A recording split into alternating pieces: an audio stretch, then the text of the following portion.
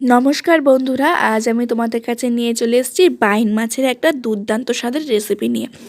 এরকম মাছগুলো যেমন শোল, বাইন, এইসব মাছগুলো কিন্তু মাংসের মতন কষা করলে দারুণ সুস্বাদু লাগে। এর জন্যই আমি জিরে, আদা, রসুন, কাঁচা লঙ্কা, শুকনো লঙ্কা, সামান্য একটু পেঁয়াজ নিয়ে পেস্ট করে রেখে দেবো। এরপর বাইন মাছগুলোকে ভালো করে ধুয়ে রেখে তার মধ্যে নুন আর হলুদ মাখিয়ে রেখে দেব। এই বাইন মাছগুলো কিন্তু ভালো করে ধোয়ার পদ্ধতি থাকে, সেইভাবে ভালো করে পরিষ্কার করে ধুয়ে নিতে হবে। এরপর কড়াইয়ের মধ্যে সর্ষের তেল দিয়ে ভালো করে গরম করে তার মধ্যে মাছগুলোকে এপিট ওপিট করে ভালো করে লালচে করে ভেজে নিয়ে তুলে রাখবো। মাছগুলো কিন্তু ভাজা হয়ে গেলে সেই তেলের মধ্যেই আমি একে একে রেসিপিটা স্টার্ট করব। সেই তেলের মধ্যেই আমি এখানে একটা শুকনো লঙ্কা, দুটো তেজপাতা, গোটা জিরে আর গোটা গরম মশলা ফোড়ন দিয়ে নেব। ফোড়ন দেওয়া হয়ে গেলে আমি এখানে কেটে রাখা পেঁয়াজগুলোকে তেলের উপরে দিয়ে দেব।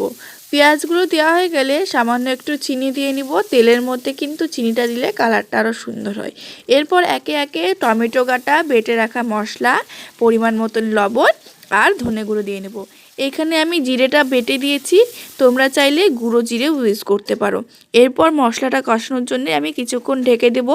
মশলাটার থেকে তেলটা বেরিয়ে আসলেই ভালো করে মিক্স করে নিয়ে উপর দিয়ে পরিমাণ মতন হলুদ দিয়ে আবার একটু নাড়িয়ে চাড়িয়ে এখানে তোমরা তোমাদের পরিমাণ মতন জল অ্যাড করতে পারো।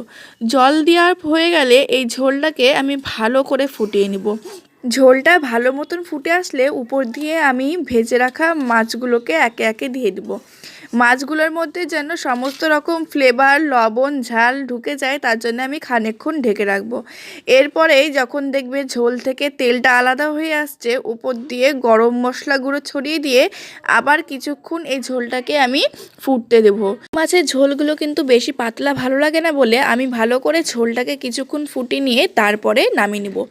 এইসব মাছগুলো কিন্তু এরকম করে মাংসের মতনই রান্না করতে হয়। আর এইসব মাছের রেসিপিগুলো বাঙালির খুবই প্রিয় একটি রান্না।